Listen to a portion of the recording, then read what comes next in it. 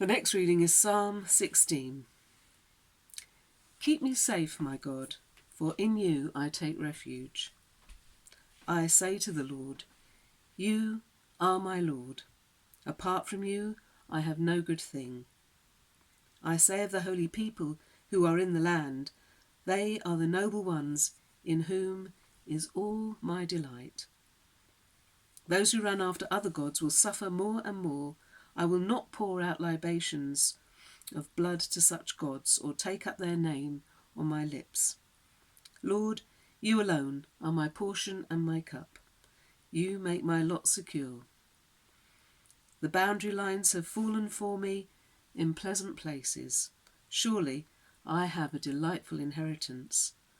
I will praise the Lord who counsels me. Even at night, my heart instructs me. I keep my eyes always on the Lord. With him at my right hand, I will not be shaken. Therefore my heart is glad and my tongue rejoices. My body also will rest secure, because you will not abandon me to the realm of the dead, nor will you let your faithful one see decay. You make known to me the path of life. You fill me with joy in your presence, with eternal pleasures at your right hand. And Acts 2, verse 14. Peter addresses the crowd. Then Peter stood up with the 11, raised his voice and addressed the crowd. Fellow Israelites, listen to this. Jesus of Nazareth was a man accredited by God to you by miracles, wonders and signs, which God did among you through him, as you yourselves know. This man was handed over to you by God's deliberate plan and foreknowledge, and you, with the help of wicked men, put him to death by nailing him to a cross. But God raised him from the dead, freeing him from the agony of death, because it was impossible for death to keep its hold on him. David said about him, I saw the Lord always before me, because he is at my right hand. I will not be shaken.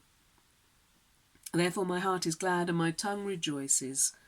My body also will rest in hope, because you will not abandon me to the realm of the dead.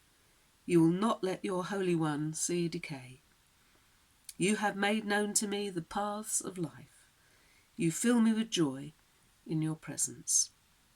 Fellow Israelites, I can tell you confidently that the patriarch David died and was buried, and his tomb is here to this day. But he was a prophet and knew that God had promised him on oath that he would place one of his descendants on his throne.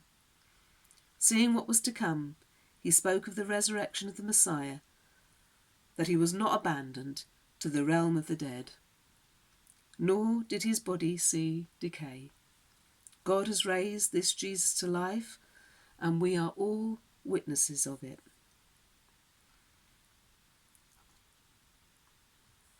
This is the word of the Lord.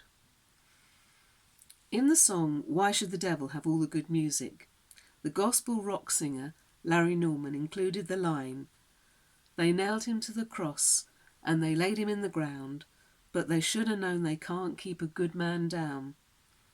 In his lesser-known song, He's the Rock That Doesn't Roll, he speaks of how knowing Jesus transforms and gives completion to life.